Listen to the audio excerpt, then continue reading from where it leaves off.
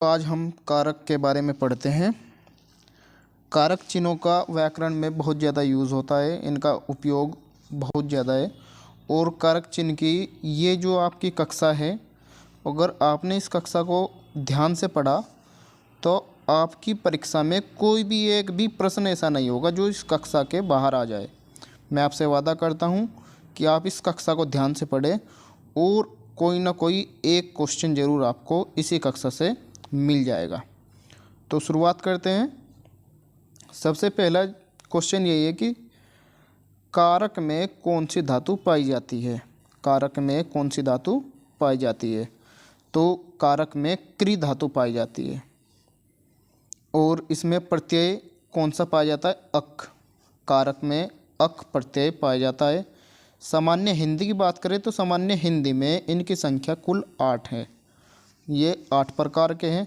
और बहुत ही most important question पहले भी पूछा जा चुका है कि इन्हें प्रसर्ग किसने कहा था। कारक को प्रसर्ग हजारी प्रसाद द्विवेदी जी ने कहा है। कारक को प्रसर्ग कहा है हजारी प्रसाद द्विवेदी जी ने। यह भी बहुत इम्पोर्टेंट है, आप इनको ध्यान रखें। एक क्वेश्चन बहुत ही पहले पूछा जा चुका है कि ऐसे 2 कारक के नाम जिनमें समास नहीं पाया जाता, वो है कर्ता कारक और संबोधन कारक। ये 2 कारक ऐसे हैं जिन पर समास नहीं पाया जाता।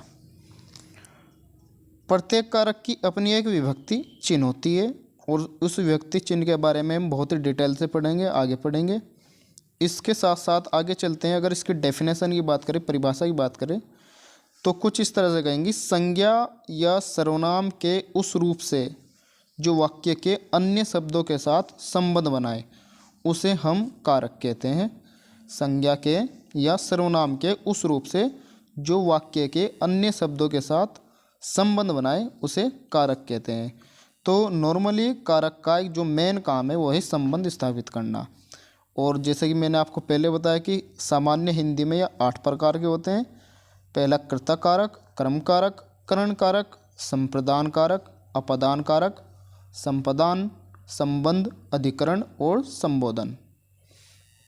इसके साथ साथ हमें ये पता है कि प्रत्येक कारक की अपनी एक विभक्ति चिन्ह होती है और उसी विभक्ति को हम कुछ इस तरह से पढ़ेंगे कि इधर कारक की एक लाइन बना ले, एक चिन्ह की लाइन बना ले और उसके अर्थ के।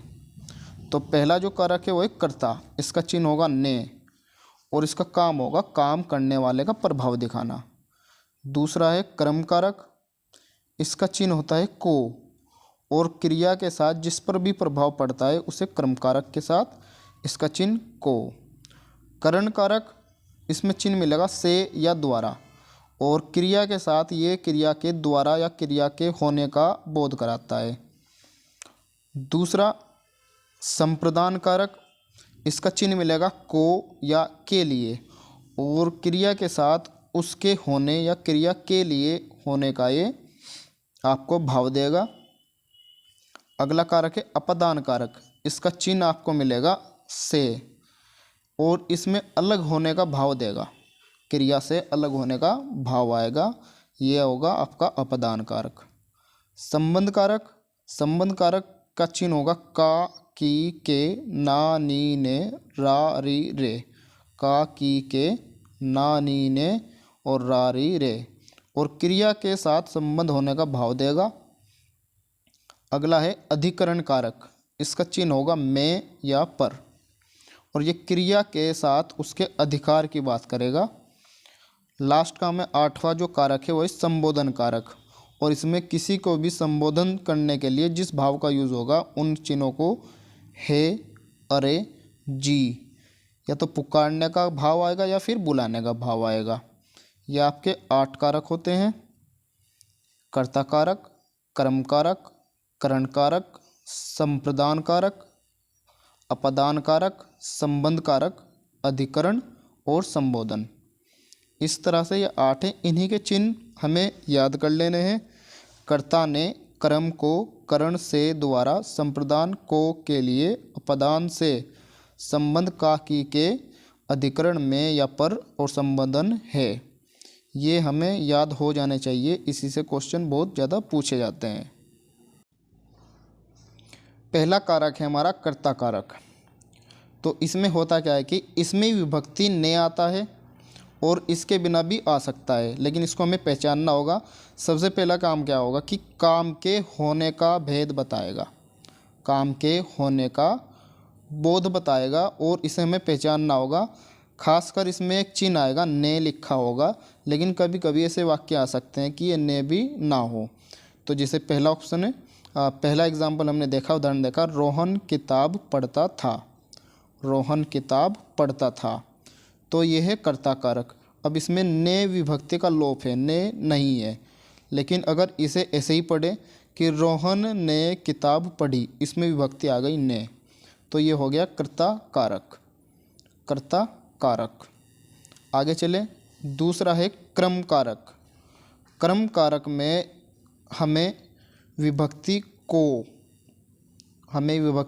को मिलेगी और क्रिया का फल या प्रभाव क्रम पर पड़ेगा। जैसे अध्यापक छात्र को प्रश्न हल करा रहे हैं, अध्यापक छात्र को प्रश्न हल करा रहे हैं, तो इसमें विभक्ति चिन्ह मिला को। पुलिस ने चोर को पकड़ा, पुलिस ने चोर को पकड़ा, तो इसमें विभक्ति हमें मिली को। अब बच्चों ध्यान देने वाली ये बात है कि एक ही वाक्य में हमें बहुत से विभक्ति चिन्ह मिल सकते हैं। जैसे यहाँ पे ने आ गया, यहाँ पे को आ गया, तो एक कन्फ्यूज़न यहाँ पैदा हो सकता है कि आप इसे कौन सा कारक मानेंगे। तो अगर ऐसी स्थिति आ जाए तो हमें बेसिकली बस बहुत ही ध्यान से देखना है कि हमें वाक्य का अंत, वाक्य का अंतिम छोर देखना है, और उसी से स्टार्ट होते हुए हमें देखना है कि सबसे पहला कारक का जो विभक्ति चिन्ह होगा वो कौन सा होगा। जैसे हम नीचे दिया गया एक एग्जाम्पल और पढ़ते हैं, उदाहरण पढ़ते हैं, शिकारी ने शेर को गोली से मार दिया, तो इसमें ने भी आ गया है, इसमें आपका ने आ गया है, और इसमें आ गया है आपका ने, को और से। इसमें तीन विभक्ति चिन्ह आए हैं आपके, ने, को और से। तो हमें क्या करना है कि इसमें से कौन सा कारक हमें पूछा जाएगा। या तो वो ऐसा करेगा कि आपको एक उदाहरण देगा और उसके नीचे अंडरलाइन कर देगा कि इसमें कारक को पहचानिए, या फिर अगर हमें कारक पूछना है कि वाक्य में अंडरलाइन नहीं है लेकिन हमें विभक्ति चिन्ह एक से ज़्यादा दिखाई दे रहे हैं, तो हमें क्या करना है कि हमें वाक्य के अंतिम छोर से स्टार्ट करना है, और अंतिम छोर से देखते हुए सबसे पहली जो विभक्ति होगी उसी विभक्ति को देखकर उसके कारक का उत्तर दे देना है। जैसे इसमें अंतिम छोर से स्टार्ट करते हुए, शुरू करते हुए हमें से दिखाई देता है, तो से विभक्ति चिन्ह हमें करण कारक में आता है, तो इसमें करण कारक हमारा सही जवाब हो जाएगा, करण कारक हमारा सही जवाब हो जाएगा। ऐसे वाक्य जिनमें दोनों तरफ, तीनों ओर या आदि जैसे शब्द आते हैं तो वो क्रम कारक ही माने जाते हैं। जैसे चारों ओर से फूल बरस रहे थे, दोनों ओर से गोलियां चल रही थी, तो ऐसे भी जितने भी शब्द हैं, ऐसे भी जितने भी शब्द हैं अगर किसी वाक्य में दिखाई देंगे तो आपको क्रम कारक का सही उत्तर मिलेगा, क्रम कारक सही उत्तर मिलेगा आपको, क्रम कारक।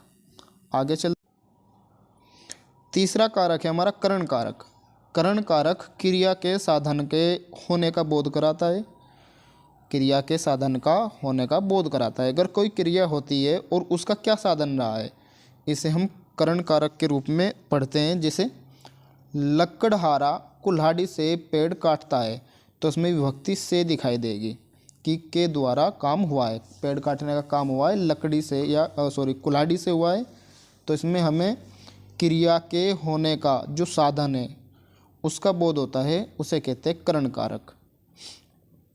लकड़हारे ने कुल्हाड़ी से पेड़ काटा, मेरी माताजी ने सब्जियां चाकू से काटी, तो चाकू से जिसमें भी विभक्ति से आएगी वो करण कारक हो जाएगा।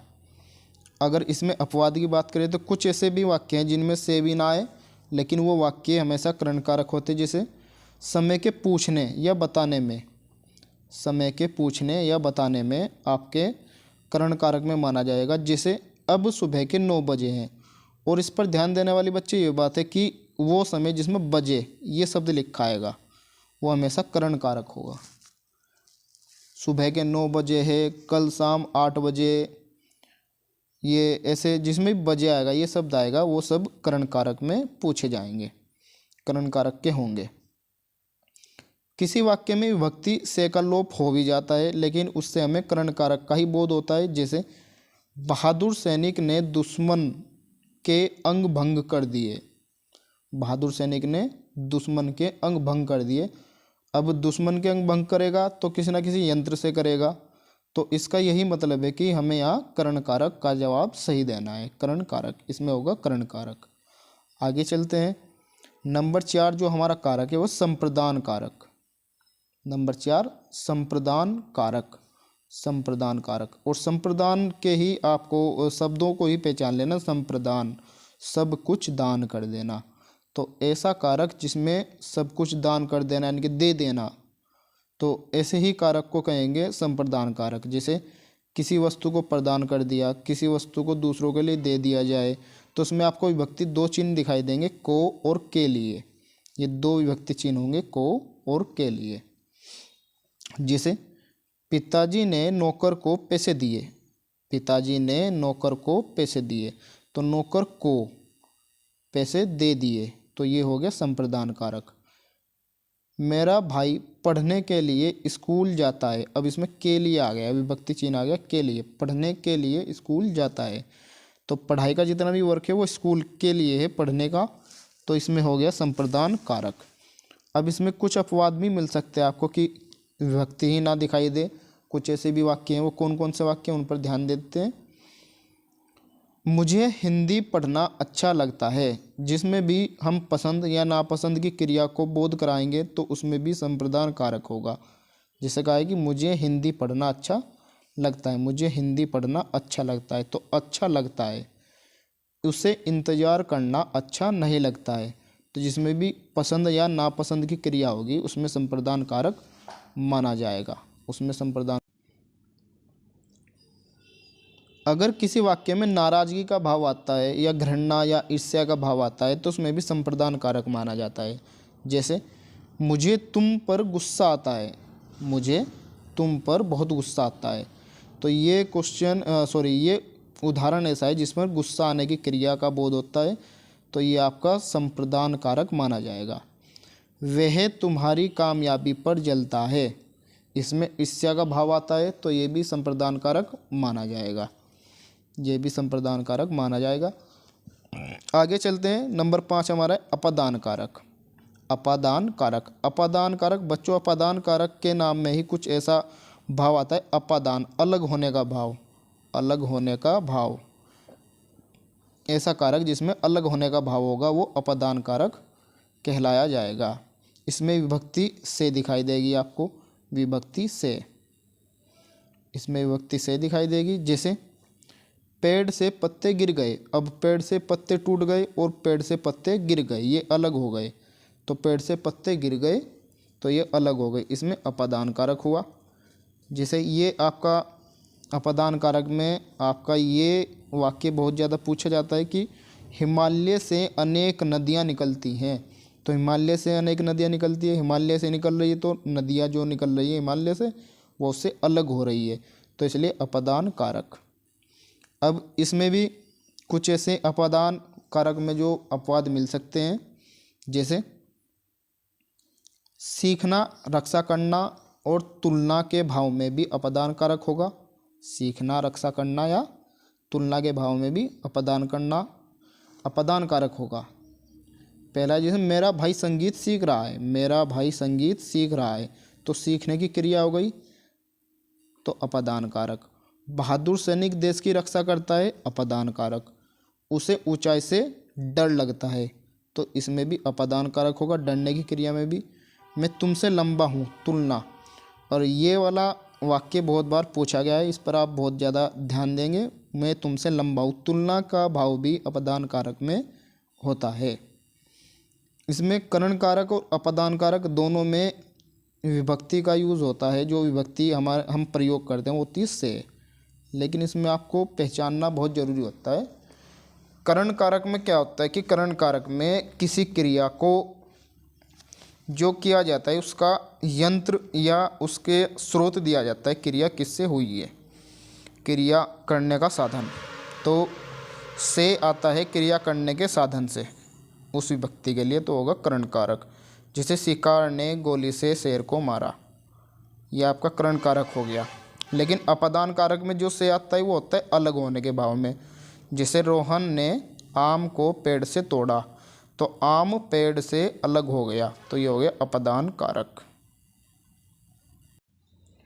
अपादान कारक में एक सबसे मेन पॉइंट पूछा जा चुका है, पहले भी प्रीवियस ईयर क्वेश्चन में आ चुका है कि समय की सबसे शुरुआती बिंदु, समय की सबसे शुरुआती बिंदु अगर सेंटेंस में या वाक्य में दी गई है तो उसमें अपादान कारक माना जाएगा। जैसे वह सुबह से पढ़ रही है, इसमें सुबह से ये टाइम एलिमेंट हो गया, समय दिया गया है, समय बिंदु दी गई है और शुरुआती बिंदु दी गई है सुबह से, वह सुबह से पढ़ रहा है, तो इसमें हो गया अपादान कारक। जैसे डॉक्टर BR अम्बेडकर जी बचपन से बुद्धिमान थे, तो इसमें भी समय का तत्व दिया गया है, शुरुआती बिंदु दे दी गई है, तो इसमें भी हो गया अपादान कारक। आगे चलते हैं, आगे नंबर 6 पर आता है संबंध कारक। अब जैसे इसी के नाम में आपको दिखाई दे रहा होगा संबंध, हम देख रहे हैं संबंध, तो ऐसे कारक जो शब्दों के बीच संबंध बताए, तो इनकी विभक्ति होगी का, की, के, रा, री, रे, ना, नी, ने। ये क्रिया का संज्ञा सर्वनाम से संबंध बताते हैं। जैसे मेरा भाई स्कूल गया, मेरा भाई स्कूल गया, इसमें आ गया रा, मेरा भाई स्कूल गया। रामू का भाई स्कूल गया, रामू का भाई, रामू का संबंध भाई से, रामू का भाई स्कूल गया, तो इसमें हो गया का, रामू का भाई स्कूल गया, ये हो गया संबंध कारक। संबंध कारक। उसका घर बहुत बड़ा है, उसका घर बहुत बड़ा है, तो घर का संबंध उसका, उसका घर बहुत बड़ा है, तो इसमें हो गया संबंध कारक। सोनू का घर बहुत दूर है, का विभक्ति चिन्ह आ गए, का संबंध कारक इसमें हो गया। नंबर 7 आता है आपका अधिकरण कारक। अधिकरण कारक में ही आप समझ रहे हो अधिकरण, अधिकरण का मतलब ये होता है अधिकार। तो वो कारक जो संज्ञा या सर्वनाम का क्रिया के साथ अधिकार का बोध कराएगा वो होगा अधिकरण कारक। तो इसके 3 प्रकार होते हैं या फिर प्रयोग हम समझ सकते हैं, प्रयोग के आधार पर ये 3 तरह का होता है। पहला होता है वस्तु, समय, दूसरा और तीसरा होता है स्थिति। तो ऐसे कैसे समझ सकते हैं, कुछ ऐसे समझ सकते हैं। जैसे वस्तु की बात करते हैं, वस्तु मेज पर वस्तु रखी है, समय मैं 10 मिनट में आ रहा हूँ, और स्थिति सभी मेहमान घर के अंदर हैं। तो इसमें विभक्ति चिन्ह जो हम विभक्ति चिन्ह हमें आया के या में या पर, तो ये हो गया अधिकरण। लेकिन इसमें ध्यान देने वाली ये बात है, अगर मैं समय की बात कर रहा हूँ तो समय में आपको ध्यान देना है कि यहाँ एक वाक्य लिखा हुआ है मैं 10 मिनट में आ रहा हूँ, इसमें समय जो दिया गया है वो दिया गया है 10 मिनट में आ रहा हूँ। लेकिन अभी हमें पीछे जो करण कारक हमने पढ़ा था उसमें भी समय पढ़ा था कि इसमें भी समय का यूज़ होगा, लेकिन इसमें समय का यूज़ होगा बजे, ये वाला शब्द आपको ज़रूर दिखाई देगा, तो वहाँ होगा करण कारक। लेकिन अगर ऐसे समय होंगे जिसमें मिनट या कुछ घंटे, तो उसमें होगा अधिकरण कारक, उसमें होगा आपका अधिकरण कारक। नंबर 8 जो लास्ट का संबोधन कारक है ये है संबोधन कारक। ये बहुत ही आसान है, इसमें नॉर्मली या संबोधन देने के लिए आपको कहा जाता है, किसी को भी आप संबोधन करके बुलाते हैं, पुकारते हैं, तो वो संबोधन कारक होता है। जैसे अरे भाई क्या हो गया, ये हो गया संबोधन कारक। अब बात करते हैं मोस्ट इम्पोर्टेंट क्वेश्चन जो जहाँ से बन सकते हैं, आपके विभक्तियों के ऊपर बन सकते हैं, जो कारक की विभक्तियाँ होती हैं, इनके बारे में पढ़ लेते हैं।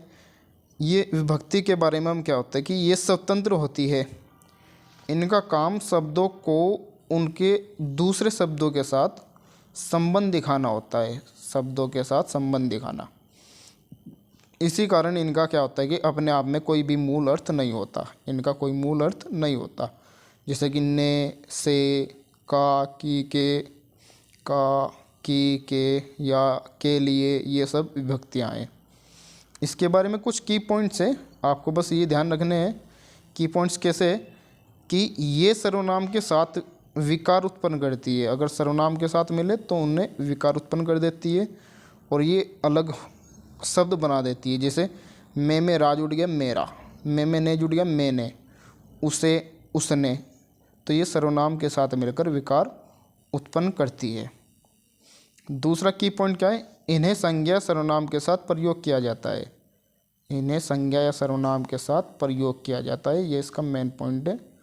और इनके भेद कितने होते हैं, इनके भेद दो प्रकार के होते हैं, ये भी क्वेश्चन बहुत पूछा गया है। प्रयोग के आधार पर ये दो प्रकार की होती है, पहली होती है विश्लिष्ट और दूसरी होती है संश्लिष्ट। विश्लिष्ट और संश्लिष्ट। विश्लिष्ट क्या होता है कि ये संज्ञा के साथ यूज़ होती है, संज्ञा के साथ प्रयोग होती है तो विश्लिष्ट का काम करती है। और अगर ये सर्वनाम के साथ यूज़ होती है, सर्वनाम के साथ प्रयोग होती है तो संश्लिष्ट का काम करती है। तो ये दो प्रकार की होती है, विश्लिष्ट और संश्लिष्ट। विभक्तियाँ दो प्रकार से यूज़ होती है, विश्लिष्ट और संश्लिष्ट। संज्ञा के साथ आती है तो विश्लिष्ट और सर्वनाम के साथ आती है तो संश्लिष्ट। अब सबसे मोस्ट इम्पोर्टेंट क्वेश्चन एक जो एक बार आ चुका है आपके परीक्षा में, के लिए। के लिए में दो विभक्तियाँ हैं, इसमें पहला शब्द संश्लिष्ट है और दूसरा शब्द विश्लिष्ट है।